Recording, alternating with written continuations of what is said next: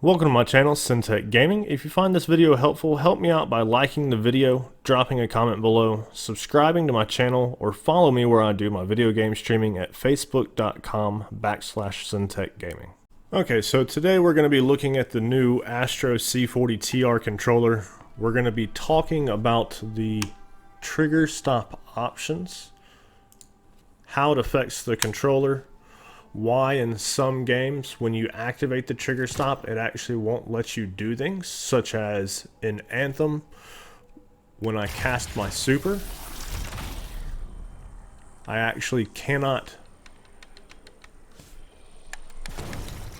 activate my super unless I actually push extremely hard to get it to go past the trigger stop. But if I take the trigger stop off, I can use my super with no problem. Why that happens and how to correct that. And we're also going to be looking at how to potentially program the R2 and L2 buttons to the bottom two under buttons on the controller. When you enable the trigger stop, it causes your trigger not to travel the full 100%.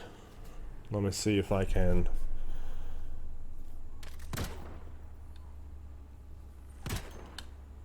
So it requires about somewhere around 20% input on Anthem in order to fire your gun, and it requires about 40% input in order to cast your super, which is why I was having an issue with casting my super. So if we connect this controller to our PC, so when you plug the controller into your computer and go into the trigger options, you can actually see if I activate the left trigger all the way down, it's at 100% because I don't have the trigger stop enabled. If I activate the right trigger all the way down with the trigger stop enabled, it sits right around 40% or just shy of it. If the harder you press, you can get it to go past it a little bit. Obviously, you don't want to press that hard on your trigger. Now, the only time I know that these triggers need to be percentage based is in a racing game for percent of acceleration and percent of braking. I don't know of any other games that use a percentage input. It should just be an on-off action that's happening with these. If you know of any other games besides racing games, let me know in the comments below, just to educate me. Alright, so what you want to do with this controller and the triggers in order to get it to function the way you want with the trigger stops activated, which is essentially an on-off feature instead of a percent of the trigger. I'm going to create a new profile.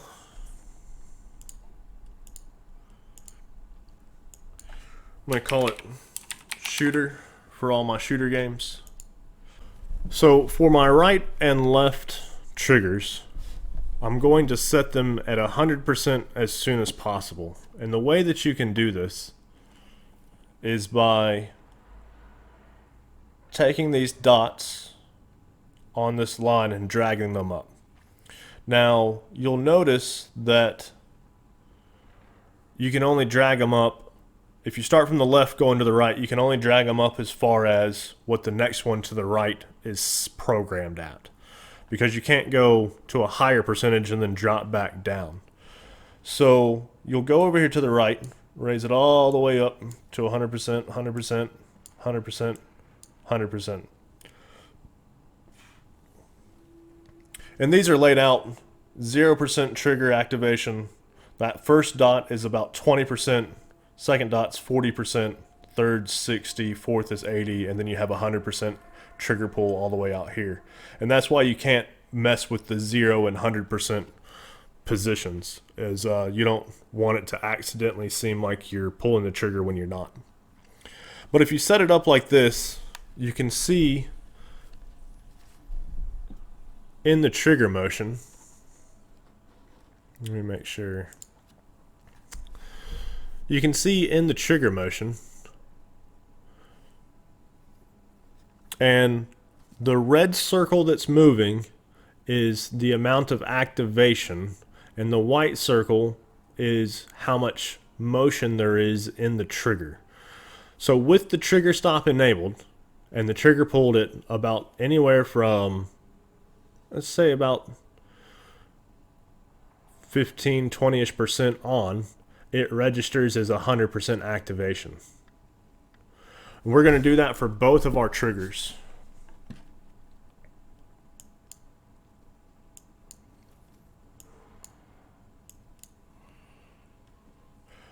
We're then going to sync to our controller, and our controller is now mapped to essentially a hair trigger mode. So as soon as we pull these and we're hitting the trigger stops, we're at 100% activation. So let's unplug from the computer. We're going to go back to Anthem. And you'll see here, when I cast my super, no problem whatsoever, the super cast. Now that's useful in a lot of games. I've seen a lot of games that require about 40 to 60% trigger pull in order for it to actually realize that you're pulling the trigger. So when you enable those trigger stops, you might be like, well, why are my triggers not working at all anymore? This will fix that issue. Alright, the next thing that I want to look at is I've had some people ask me about setting up the R2 and L2 buttons on the bottom under buttons on this controller. If we look at the settings that are available to us on the app,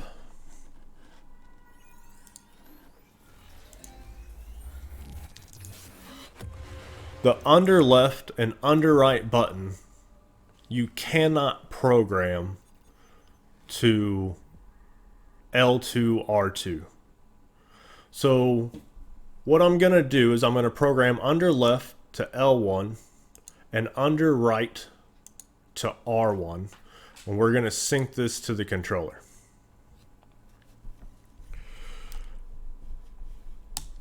I'm going to switch back over to my PlayStation.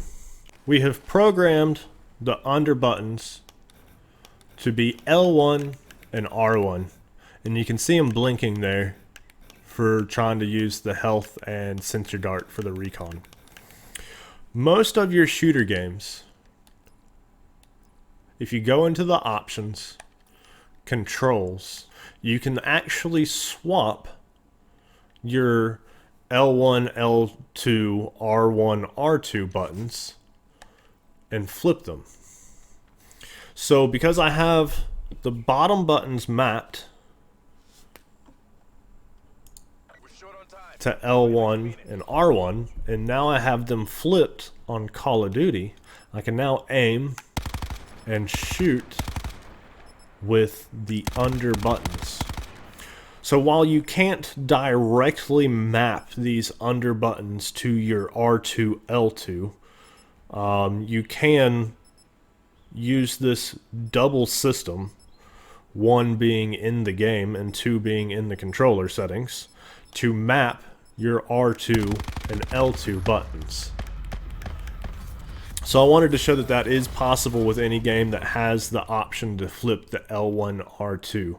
And once again, those are only going to be pretty much your shooter games and games that recognize that these buttons should be just simply an on-off switch instead of a percentage of pull.